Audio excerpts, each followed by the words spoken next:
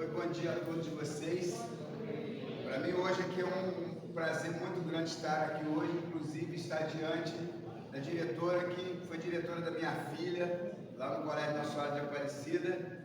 E minha filha, ano que vem, está se formando enfermeira. Eu espero que daqui a pouco vocês também estejam na nova etapa da faculdade e tenham o privilégio de ela ter passado pelas mãos dessa pessoa maravilhosa que hoje está aqui à frente da escola aqui.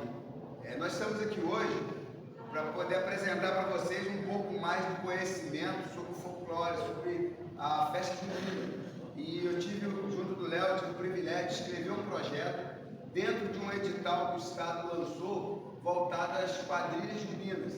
E aqui no município de Valença, o único que foi contemplado foi a quadrilha Clebinho e Bete.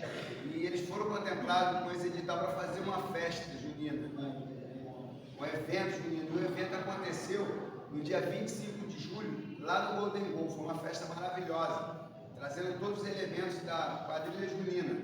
E aí nós tínhamos uma contrapartida. A contrapartida era oferecermos uma palestra, oficina para os alunos de uma instituição de ensino, uma instituição pública de ensino. E a gente escolheu aqui, a professora gentilmente cedeu o espaço. Então hoje nós estamos aqui com o Márcio, com a Beth, com o Clebinho, com o Léo, com o George, para trazer para vocês aqui um pouco do conhecimento, como deu início aos festejos juninos. Então é por isso que nós estamos aqui em contrapartida ao projeto que foi aprovado. E hoje nós estamos aqui para mostrar para vocês um pouco mais de como surgiu tudo isso, os elementos do folclore. Então, meu amigo lá de conservatório, que tem um conhecimento da cultura popular, e à tarde nós estaremos lá no Padre Sebastião, uma outra oficina sobre carnaval também, que é fruto de um edital. E em breve também a gente vai voltar trazendo, professor, alguma coisa mais moderna, que é o funk, que o pessoal gosta. Como que surgiu o funk, os elementos do funk. Fazer uma oficina gratuita aqui para trazer um DJ, para fazer uns pés no baile 150 BPM para vocês, com a autorização da professora. Então nós estamos aqui hoje para falar do folclore. Muito obrigado a cada um de vocês, e aí em especial a professora, tá? Passa ao professor Márcio, depois ao Clebinho e a Beth. Muito obrigado, tá?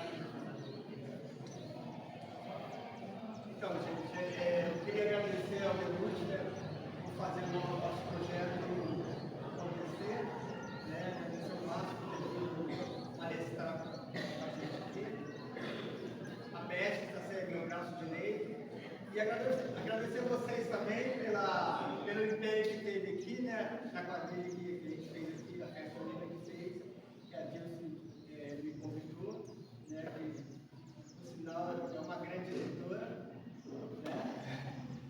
E é isso aí. A gente vai passar os conhecimentos para vocês aqui sobre a quadrilha, né? É o Dia Internacional do Folclore, né? Então a gente aproveitou, eu conversei com a Dilce, aprovou aí a nossa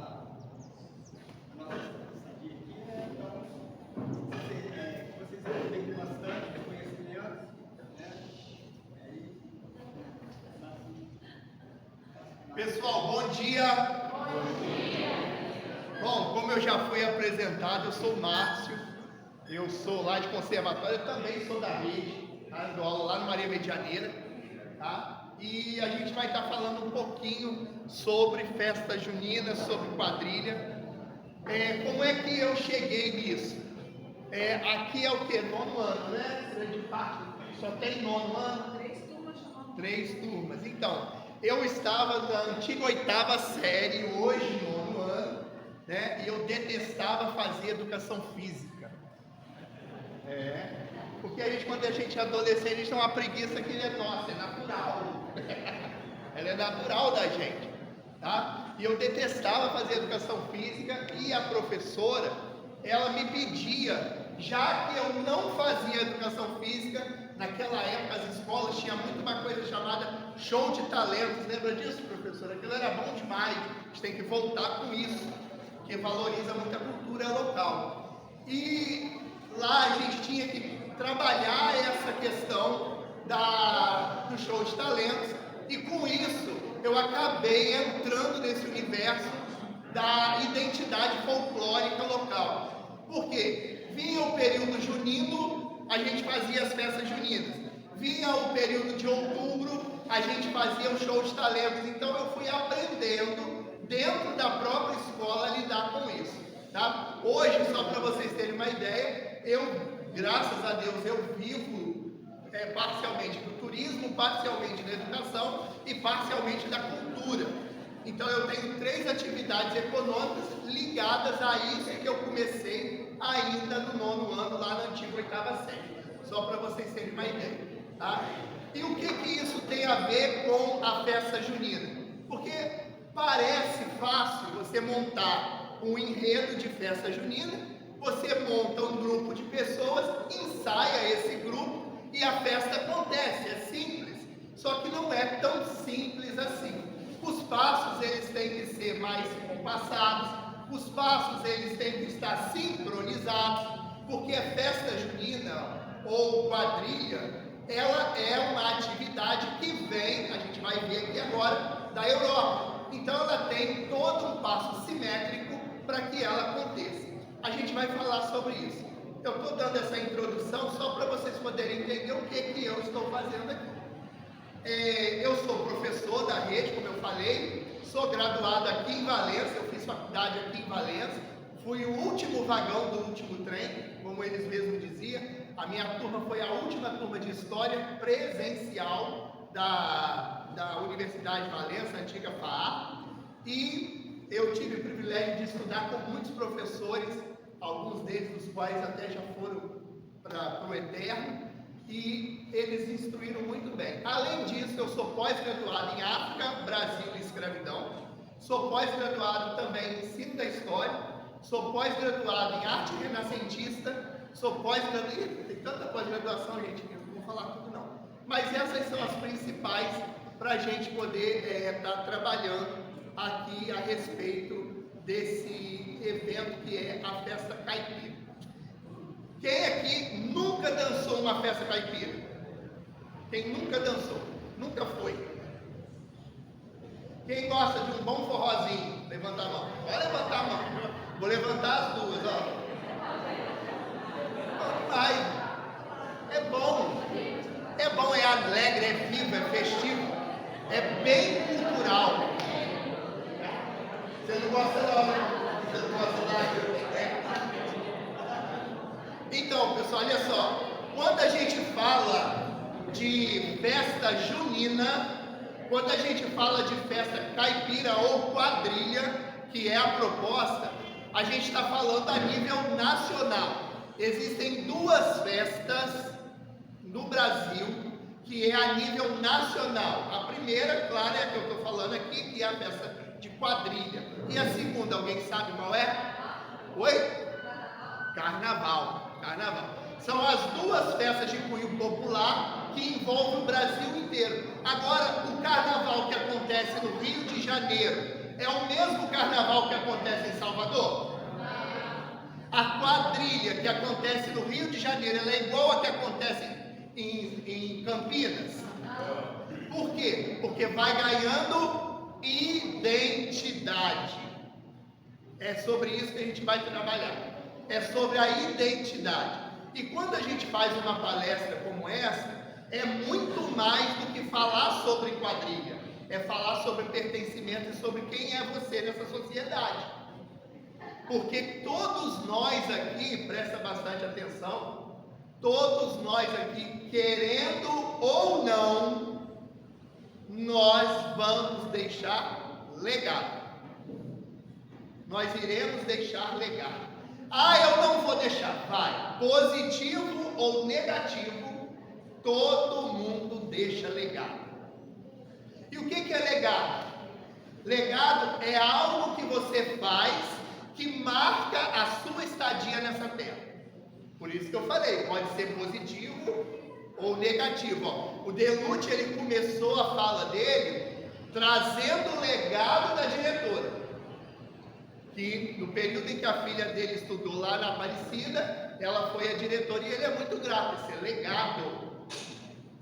Agora tem aquele cara lá, não sei aonde, que ele fez tanta maldade, ele fez tanta atrocidade, que quando ele é lembrado como algo ruim. É o legado que ele deixa. E legado está intimamente ligado à cultura.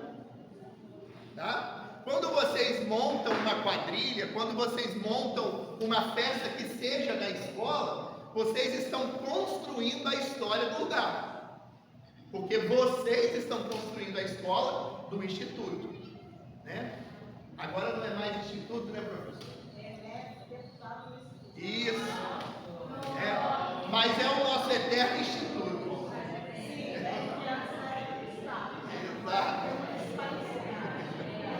Olha só, daqui a 15 anos, daqui a 20 anos, eles vão falar assim, lá em 2026, a turma de 9º ano fez isso, isso e isso. Vocês estão deixando a história de vocês aqui. Cuidado para vocês não marcarem ela negativamente. Vamos tentar marcar positivo, tá? Mas vamos lá, para a gente poder não perder tempo, ainda tem o recreio, né? Bom, primeiro a gente vai falar de sincretismo. Tem alguém aqui que é de matriz africana? Matriz africana. Mais alguém é de matriz africana? Vamos levantar a mão, gente. Isso, olha lá, levantou. Beleza, beleza.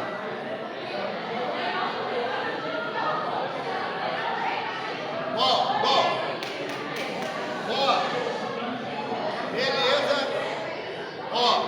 A gente tem matriz africana presente. Tem alguém aqui que é católico, apostólico, romano, praticante. Catolicismo presente também. Tem alguém aqui de cunho evangélico, de qualquer natureza evangélica?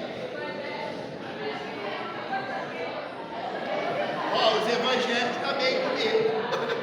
Não está querendo levantar a mão. Beleza, olha só, pessoal, por que eu estou perguntando isso? Por que eu estou perguntando isso? Isso é importante? É muito importante. Isso, silêncio, o que eu quero falar agora é muito importante.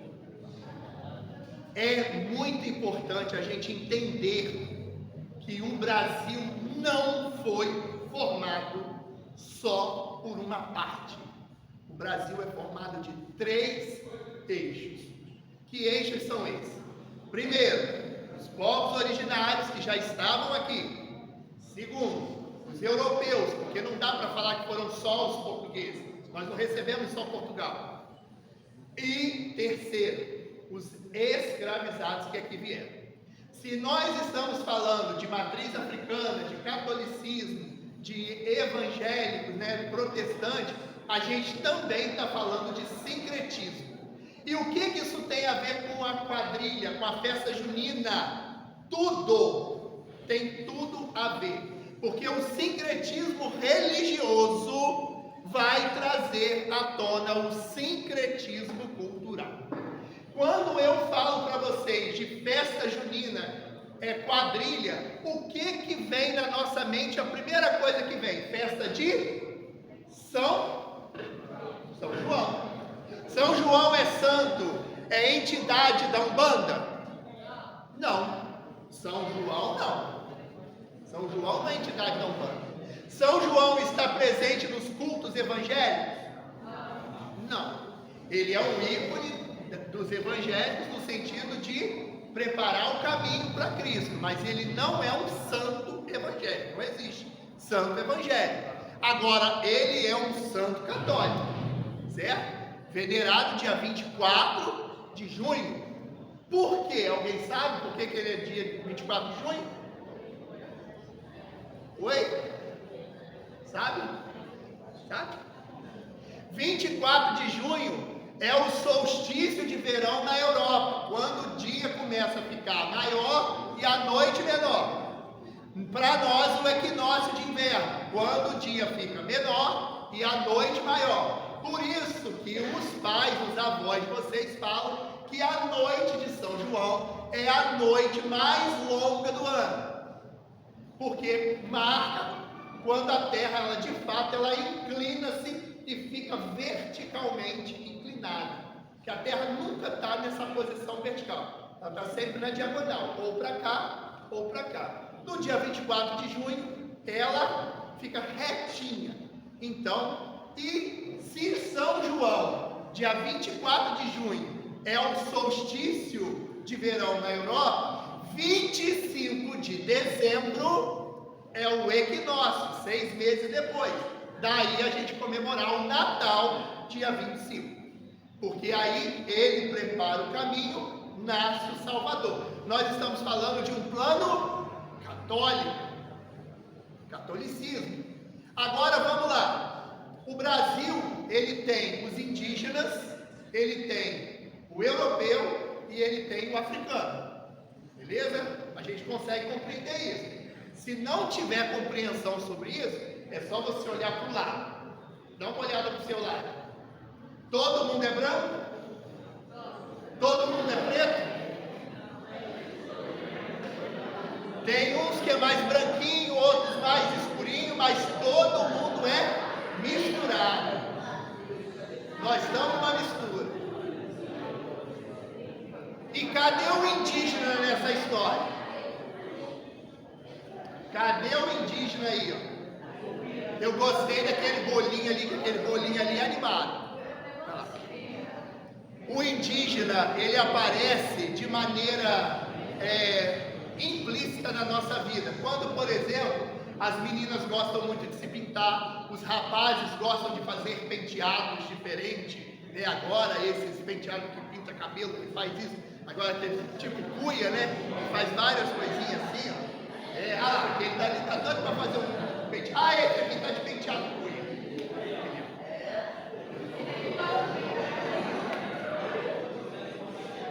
Olha só, pessoal, a gente, quando a gente fala de identidade, nem sempre ela é visível, mas ela está presente. Vocês vão almoçar hoje, provavelmente a comida deve ter um arroz, um feijão, tá? Isso tudo tem a ver com o que a gente está falando. E a gente não percebe, mas o que a gente coloca no prato diz muito da nossa cultura. Como, por exemplo, a farofa que a gente come é comida indígena. A tapioca da galera aí da maromba, aí, ó, que gosta de fazer musculação, que faz academia, que quer viver uma vida mais fitness, é indígena. Né? A gente chama de tapioca, mas os indígenas chamavam de beiju. Então, o que eu quero mostrar para vocês é esse sincretismo cultural que existe no Brasil. E esse sincretismo cultural, ele está vivo dentro da gente, só que a gente não percebe. E aí o que acontece? Quando a gente passa a perceber, a gente passa a valorizar. Quer ver uma coisa aqui que eu vou falar para vocês? Vocês estão sentados do lado daqueles que vocês conhecem. Ninguém senta do lado de quem você não conhece.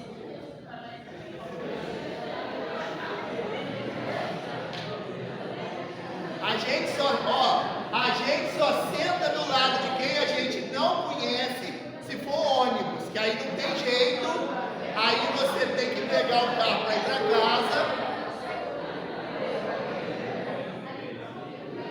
aí você vai pegar o carro, você vai fazer o quê? Você vai ter que sentar em um banco qualquer, porque você não vai ficar em pé. Aí a gente senta do lado de desconhecido, mas fora isso, a gente sempre procura alguém que seja conhecido da gente. E por que eu estou falando isso? Porque você se senta ao lado de quem você conhece e de quem você sabe quem é e respeita. E respeita. Porque você só ganha respeito de alguém quando você passa a conhecer. Então você só vai respeitar a sua cultura o dia que você conhecer ela. A proposta dessa palestra é você conhecer um pouquinho, porque o Brasil é o segundo país mais culturalizado do mundo, ele só perde para a Índia. A Índia tem 9.800 culturas distintas no seu território. O Brasil tem 8.600. Tá? Então não dá para a gente falar tudo aqui em 30 minutos. Mas é só para vocês poderem entender. Vamos lá? Bom, pessoal, a gente está sem a luz mesmo, né? Valença sendo Valença. Gente, ó, lá em conservatória, 7 dias da semana, 3 falta luz. É natural. Valença é 4 aí. Então, Valença está melhor que nós. Pessoal, vamos lá. Quando a gente fala de valorização, a gente fala desses 3 eixos: indígena, branco e negro, né? Os africanos. A gente tem que entender que o Brasil, ele começa a sua formação de identidade já com a chegada dos europeus.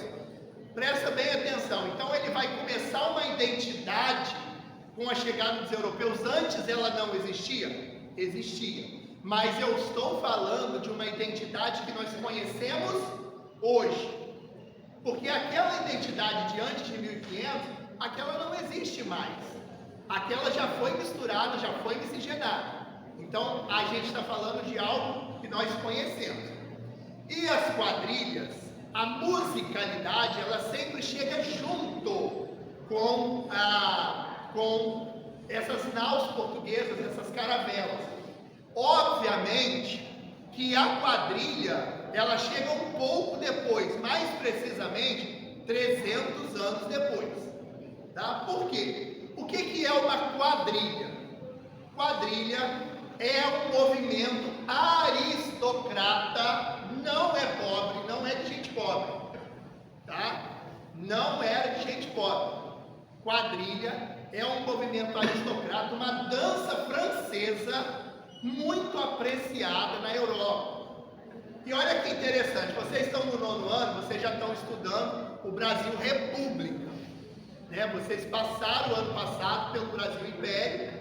A gente viu ano passado, então, a chegada da família real portuguesa, a formação do Império do Brasil, a consolidação e a decadência dele. A gente vai ver que na transmigração da família real, Dom João vem correndo de Napoleão, que era um francês. Porém, a corte portuguesa estava tomada pela cultura francesa. Dom João apreciava a quadrilha francesa. Só que ele chega aqui no Brasil, gente, presta bem atenção aqui.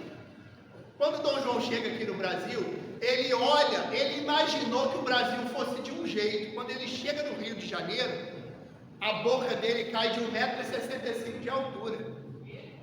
A boca dele cai de 1,65 m de altura. Por quê? Porque ele achou que ele estava chegando num lugar que estava urbanizado. Porque o que se falava do Brasil, lá em Portugal, era que o Brasil era algo bonito, que o Brasil tinha muito verde, muitos animais, se falava de um Brasil rico do ouro. Só que quando Dom João chega, ele vai encontrar muito ouro, ainda existia. Ele vai encontrar os animais, sim. Ele vai encontrar muito verde, sim. Mas ele vai encontrar também uma cidade extremamente suja, uma cidade onde homens e mulheres não sabiam nem comer de garfo e faca. E eu não estou falando do povo mais simples, não, a nobreza mesmo.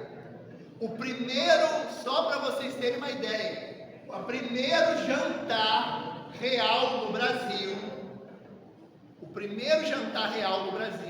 teve que se improvisar garfos, facas e colheres, porque não havia colher no Rio de Janeiro suficiente. Então teve que ser feito de bambu, só para vocês entenderem o que eu estou falando. Então Dom João, ele traz essa cultura, e ele vai então começar a mostrar essa cultura no Brasil. Só que olha só, os passos da quadrilha francesa, que se assemelha à quadrilha que a gente conhece hoje, eles eram narrados com palavras em francês. Só que tem um probleminha aí. A corte não falava francês. Se não tinha garfo e faca, vai falar francês? Então, o que acontece? Começa-se a ensinar os passos. Mas os trabalhadores de palácio, das casas mais ilustres, eles começam a olhar a dança por trás da cortina. Presta bem atenção nisso aqui, gente, porque isso é importante. Porque isso mostra como que a nossa cultura foi formada. Não foi um dia alguém chegou ali e falou assim: amanhã, a partir de amanhã a gente vai fazer assim, assim, assim. A cultura ela vai sendo formada gradativamente. As pessoas que trabalhavam dentro dos salões, elas começam a observar por trás da cortina o que está acontecendo. E sabe aquele jeitinho brasileiro que a gente tem de ser sempre aquele que sabe de tudo? Sempre tem um colega que sabe mais que o outro, vocês já repararam? A gente sempre vai ter. Fulano, será que hoje chove? Não, hoje eu tenho certeza que chove. Mas ele nem viu o clima tempo, mas ele tem certeza que chove. Tá? Porque ele quer sempre saber mais que o outro. Ele está trabalhando dentro desse ambiente, ele está vendo a quadrilha francesa acontecer, porém o que acontece? Quando ele sai dali, e olha da onde que vem os elementos da quadrilha, ele sai dali e ele mora onde? Ele mora nos cortiços, e é dentro dos cortiços que ele vai começar a perceber que havia os casamentos comunitários. Que cortiço é lugar de gente muito pobre. Não dá para pagar o padre para ir fazer um casamento. O casamento era coisa cara. Então, chamava-se um padre, um capelão, ele dava a unção do casamento ali para 3, 4, 5 casamentos de uma vez, e aí fazia um pagamento só. Então, dentro desses cortiços, começa a surgir essas festividades. Aí aquele que trabalhava lá na casa do nobre, ele fala assim: eu sei dançar uma dança diferente, que é dança bonita de casamento.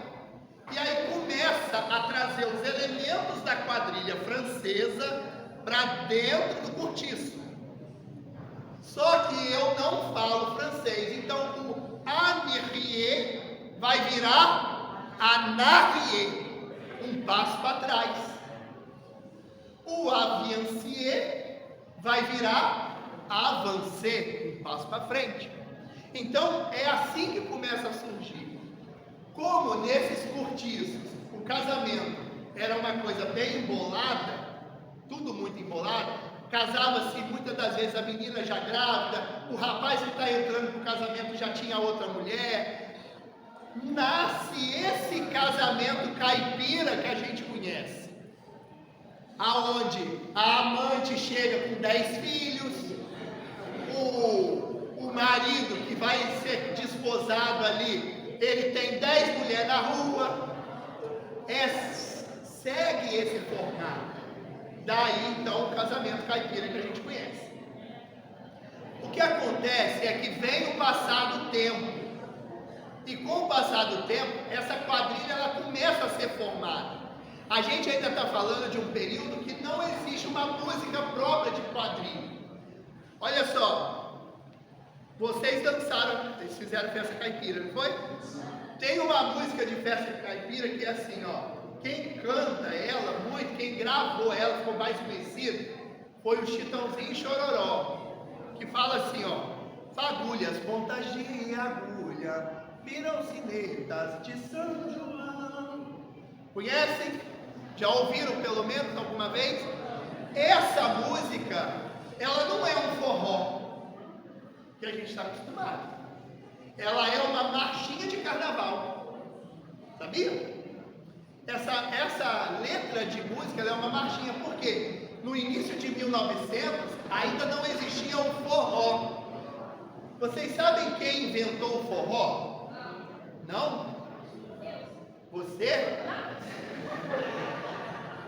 Olha, você eu sei que não foi, mas quem inventou era muito parecido com você. Quem inventou o forró foi Francisca Gonzaga. Já ouviram falar? Chiquinha Gonzaga. Chiquinha, nunca ouviu falar? Oi? Não? Chiquinha Gonzaga, ela foi a primeira maestrina do mundo, primeira compositora feminina e principalmente brasileira, filha de mãe preta com pai branco. Ela era uma mulata para a época, hoje a gente não usa mais falar esse termo, mas ela era uma cafusa, era assim que se falava, ela era uma mestiça. E ela revolucionou a história da música. E a Francisca Gonzaga, ela inventou um gênero que depois, agora recentemente, estão tentando tirar dela isso. Um gênero chamado forrobodó.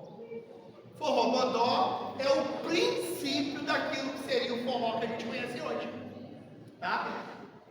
Bom, a quadrilha, então, ela se desenvolve. E aí agora, no século 21, para a gente poder terminar, para vocês irem para o recreio, a quadrilha agora ela ganha um outro formato.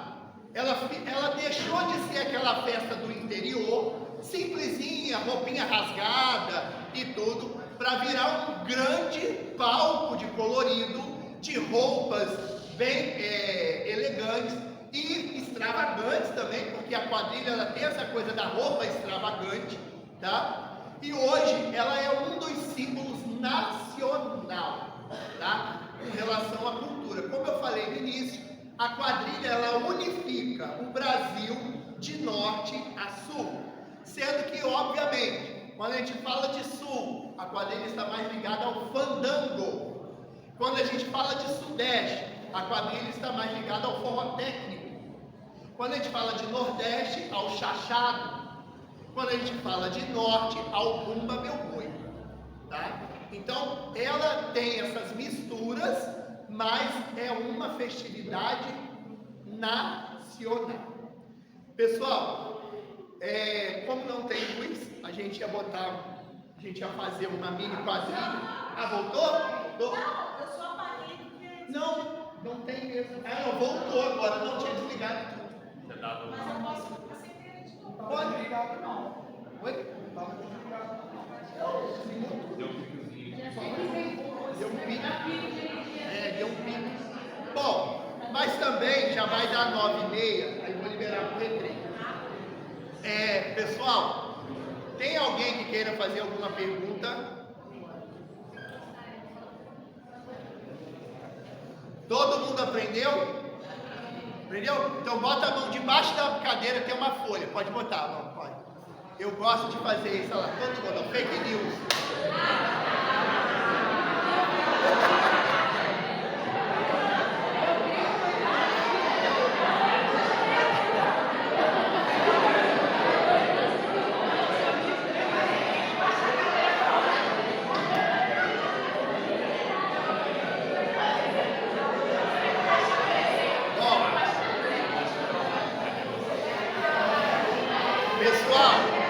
Pessoal, olha só, eu vou finalizar com o Clebinho mostrar as fantasias de festa junina para vocês. Olha só, muito obrigado pela presença de vocês, tá?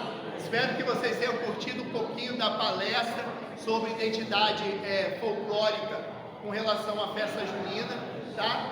E agora, quando vocês forem dançar, vocês lembrem que vocês não só fazem passos, mas guardam o legado de ancestralidade de tudo que vocês estão fazendo ali. Obrigadão, pessoal.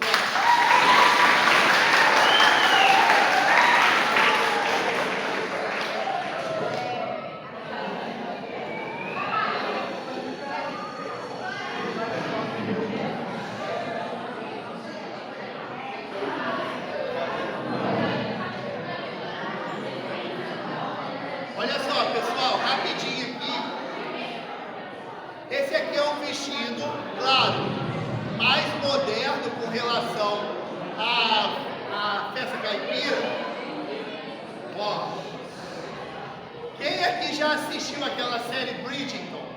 Ó, aí, ó, tem mó galera aí, depois pode conversar sobre, eu adoro. Olha só, aquelas roupas do século XIX, armadas, grandonas, são a roupa típica de quadrilha. Hoje, claro, a gente não vai fazer aqui, principalmente pra gente, aquela roupa muito grande. Então, surge assim, o xadrez, porque a Europa começou a produzir xadrez no final do século XVIII e era uma roupa de algodão cru. Ela era mais barata, então o pobre tinha acesso a ela com mais facilidade. Por isso o xadrez, tá? O chapéu representando a zona rural, sempre a zona rural, né? A festa caipira é um grande casamento. Aquele traço, ó, passeio da cidade, caminho da roça, cestinha de flor, coroa de flores. Aquilo ali é a preparação para o grande baile, que é o final da quadrilha, passando pelo túnel, que vai gerar o quê? O baile de casamento, tá? Isso. Esse daqui é daquela mocinha assanhada. Da sua filha, assanhada, tá? Então aqui, ó, sempre esse babado, pessoal, que tem embaixo, ele é para dar volume aqui embaixo, fazendo a releitura das roupas do século XIX. As meninas aí que hoje estão sentindo calor aí, no século XIX, a roupa da menina, em idade de casamento, 13 anáguas por baixo, para depois vir a contracapa, a capa e o vestido. A anágua é isso aqui, ó, só para vocês saberem, ó. É essa parte de tecido que vem embaixo, para poder fazer forro, só que vocês usavam 14. Uma roupa de uma menina pesava em média 9 quilos. Tá? Só para vocês entenderem. Esse aqui. Essa saia. Aí olha só. Tá vendo essa roupa aqui, ó? Esse tecido chama-se chitão. Esse tecido chama-se chitão. Esse tecido, ele é um tecido culturalmente bem interessante, porque a forma de tingir esse tecido é africana, mas o tecido é inglês, chama-se chitão, tá? Então os africanos tingiam o tecido dessa forma, como vocês estão vendo, e aí vira a chita, ou chitão que a gente fala, e ele é feito de algodão, que é um tecido típico da Inglaterra. Então quando a gente coloca, por exemplo, uma roupa como essa, lembra que eu falei? A gente não está carregando somente uma roupa para ficar bonitinho para a festa. Tem todo um simbolismo, um legado por trás. Você não está só carregando eu vou ali no instituto fazer uma quadrilha. Eu vou ali no instituto manter um legado de tradição que sempre existiu no Brasil desde o século XVIII. Isso que é importante. Isso. E essa aqui é a calça masculina, né? E os homens também iam, só que os homens iam meio remendado, né? Então, aqui só fazendo a alusão. Então, agora, você sabe que quando a gente era pequena, a pobreza era grande, né? A gente ia remendado na escola, né? Era remendo na bunda. A bunda da gente era remendada aqui, ó. E saco de arroz para carregar os cadernos.